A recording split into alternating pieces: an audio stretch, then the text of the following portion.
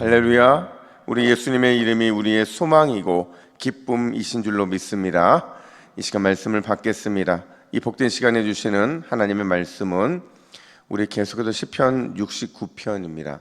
시편 69편 우리 30절부터 36절까지의 말씀입니다.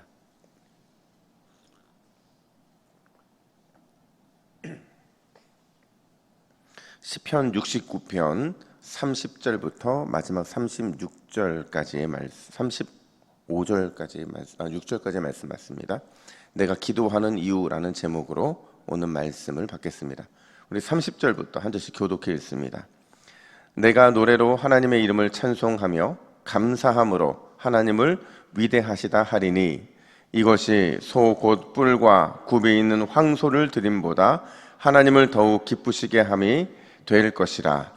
공고한 자가 이를 보고 기뻐하나니 하나님을 찾는 너희들아 너희 마음을 소생하게 할지어다.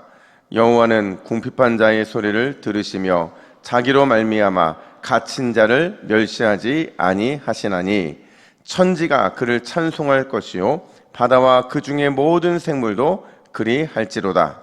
하나님이 시온을 구원하시고 유다 성읍들을 건설하시리니 우리가 거기에 살며 소유를 삼으리로다. 함께 읽습니다. 그의 종들의 후손이 또한 이를 상속하고 그의 이름을 사랑하는 자가 그 중에 살리로다. 아멘. 한 농촌 교회를 목회하시는 목사님께 이런 얘기를 들은 적이 있어요. 교회 한 장로님 한 분이 막 너무 기쁜 표정으로 목사님께 오시더랍니다. 그러더니 이렇게 말씀하시대요. 목사님, 저 밭 샀습니다. 딱 이 말을 하시더라는 거예요. 그러면서 뭐라고 말씀하시냐면 원래 시가보다 600만 원을 더 주고 사셨다는 거예요. 근데 이 목사님은 이해가 안 되는 거죠. 왜냐하면 이 밭을 산 게 그 장로님 밭이 없어서 안 산 게 아니거든요. 밭이 많으신데도 밭을 샀대요. 근데 그거를 얼마나 더 비싸게 주셨어요? 600만 원을 더 비싸게 샀으니 이게 자랑할 거리가 아닌 거죠. 그래서 물었대요. 아니 장로님은 밭도 많으신데 굳이 600만 원을 더 주고 그 밭을 살 이유가 있습니까? 또 왜 이렇게 기뻐하십니까? 했더니 이 장로님 하시는 말씀이 똑같은 평야인데요. 똑같은 평야인데 이 장로님이 새로 산 그 평야에 있는 그 땅만 좋은 작물을 맺히더라는 거예요. 바로 옆에 있는 남의 땅은 열매를 맺지가 않고 여기만 좋은 작물이 나온다는 거죠. 그래서 그걸 600만 원은 더 주고 샀지만 좋은 열매가 맺히니까 너무 행복해서 목사님께 달려왔더라는 거죠. 그래서 목사님이 하시는 말씀이 뭐냐면 야, 좋은 땅은 따로 있구나 이런 마음이 들더라는 거예요. 그러면서 본인에게 물어봤대요. 과연 내 마음은 좋은 땅인가? 가치 있는 마음밭이 나는 잘 준비되어 있는가라는 그런 질문을 스스로에게 했다고 하더라고요. 여러분, 우리가 신앙생활하면서 묻고 또 물어야 될 질문이 있어요. 이거는 언제나 우리를 늘 어떤 기준에 살아야 되는지를 점검하게 하는 질문인데 그 질문이 뭐냐면 지금 내 생각, 지금 내 마음, 지금 내 말과 내 행동을 하나님이 기뻐하시는가 하는 거죠. 이걸 한마디로 바꿔 말하면 지금 내 모습이 영적으로 진짜 가치 있는 것이냐? 바로 여기에 대한 질문을 던지고 답을 찾아야만 한다는 거예요. 사실 여러분 다윗은요 평생 동안 끊임없이 이 질문을 던졌거든요. 내 마음과 생각이 하나님의 거룩함을 반영하고 있는지, 내 말과 행동이 영적 가치가 있는 것인지를 확인하고 또 확인했던 게 바로 다윗이었다라는 거죠.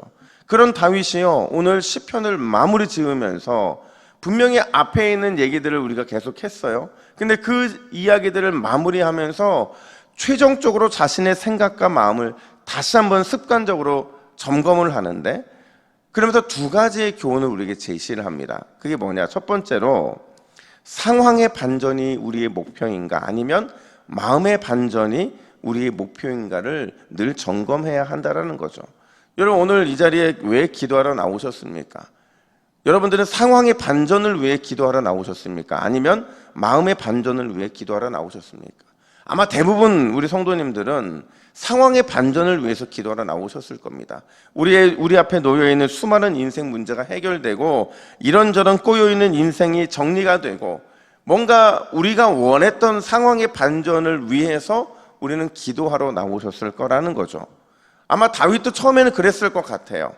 어제 본문 마지막 29절에서 다윗이 뭐라고 하소연을 했느냐, 우리 29절 말씀을 같이 한번 읽어볼까요? 시작. 오직 나는 슬프고 가난하고 슬프오니 하나님이여 주의 구원으로 나를 높이소서. 아멘. 여러분, 다윗은요 현재 자신의 모습을 두 단어로 설명을 해요. 그 단어가 뭐냐? 가난이고 슬픔이라는 거죠.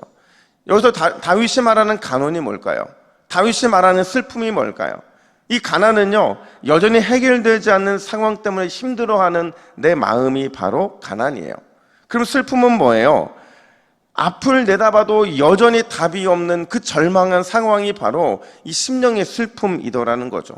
중요한 건 다윗이 왜 이런 가난과 슬픔을 하나님 앞에 토로하고 있느냐, 그 이유는 뭐냐면요, 생각해보니까 다윗이 자기를 바라보고 있더라는 거죠. 자기의 모습, 자기의 환경, 자기의 상황을 바라보다 보니까 내 심령 속에 가난이 찾아왔고 슬픔이 찾아왔다, 이렇게 말을 하는 겁니다. 그러면서 그 순간 다윗이 딱 깨달은 게 뭐냐, 그가 깨달은 게 바로 30절이에요. 우리 30절 말씀도 한번 같이 한번 읽어볼까요? 시작. 내가 노래로 하나님의 이름을 찬송하며 감사함으로 하나님을 위대하시다 하리니. 아멘.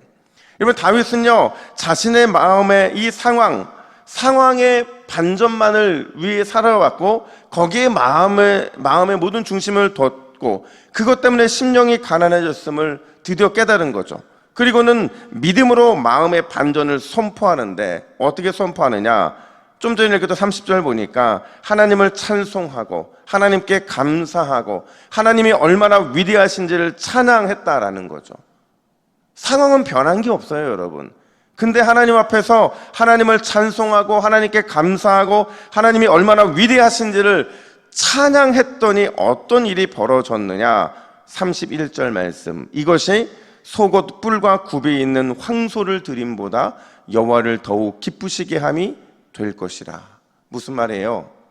그전에 상황을 봤더니 마음의 슬픔과 또 마음의 이 모든 근심들, 이런 것들이 가난함이 내게 있었는데 하나님 앞에 찬양하고 감사하고 하나님은 위대하시다라는 고백을 드렸더니 그때에서야 하나님의 마음이 자기 마음에 온 겁니다. 하나님의 마음이 뭐예요?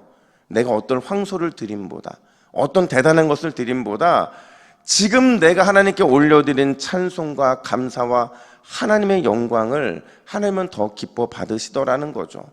하나님이 그 어떤 제사보다 마음의 반전을 선택한 다윗의 마음을 기뻐 받으셨다, 그 사실을 깨닫게 되었다라는 거죠.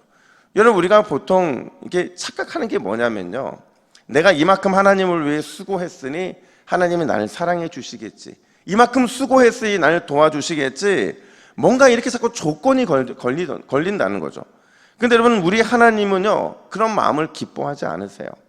그 어떤 대단한 소와 양과 염소를 드리는 것, 이것보다 하나님이 더 중요하게 여기시고, 이런 것을 드린 사람보다 하나님의 마음은 어디를 향해 더 나아가시느냐, 하나님의 이름을 찬송하고 감사하고 하나님은 위대하시다라는 영적 긍정을 선포하는 사람, 그 사람의 마음에 하나님의 눈길이 가고 하나님의 마음이 그 사람을 향하는 줄로 믿습니다. 그러니까 우리는 여러분 늘 기억해야 돼요. 내가 지금 상황의 반전을 위해서 기도하고 있느냐, 마음의 반전을 위해 기도하고 있느냐, 상황과 상관없이 하나님이 얼마나 위대한지, 얼마나 찬양받기 합당한지, 얼마나 감사가 넘치는 삶을 살아야 하는지를 우리가 믿음으로 선포하면, 그러면 하나님께서는 반드시 마음의 반전을 통해 상황의 반전도 은혜로 이끌어 주시는 줄로 믿습니다. 이건 영적인 원리인 거예요. 그래서 우리 마음속에 오늘 이 새벽에 하나님을 더욱 찬송하고 더 감사하고 하나님은 위대하시다는 영적 긍정을 선포하시는 저와 여러분 되기를 간절히 축복합니다. 뿐만 아니라 두 번째로, 우리는 항상 마무리가 영혼의 섬김이 되어야 된다는 사실을 잊으면 안 돼요. 사실 여러분, 이 영혼의 섬김이라는 표현은요, 제가 좀 됐는데 그때 선배 목사님 한 분과 대화를 하다가 그분이 저에게 던진 질문이었어요. 그 질문이 뭐냐면, 영혼의 섬김을 위해서 얼마나 열심히 목회하고 있습니까? 이런 질문을 저에게 던지시더라고요. 근데 제가 이게 무슨 의미인지를 몰랐어요. 근데 제가 오늘 본문을 보다 보니까 이 영혼의 섬김이 무엇인지가 확 드러나더라는 거죠. 여러분, 사실 우리는요, 습관적으로 몸으로 하는 섬김에 익숙해져 있습니다. 몸으로 봉사하고 입으로 헌신하고 이렇게 해서 늘 겉으로 드러난 섬김, 이거를 내가 만족스러우니까 하나님도 기뻐 받으실 거라는 착각을 하고 살아간다는 거죠. 그래서 우리는 죽어라 헌신해요. 물론 하나님께서는요, 이 헌신과 이 수고와 이 봉사를 받으세요. 받으시는데 그럼에도 불구하고 모든 섬김에 있어서 하나님이 우리를 통해 받기를 원하시는 건 뭐냐? 바로 영혼의 섬김으로 모든 것이 마무리되고 있는가 하라는 거예요. 그렇다면 여러분, 영혼의 섬김이라는 게 뭘까요?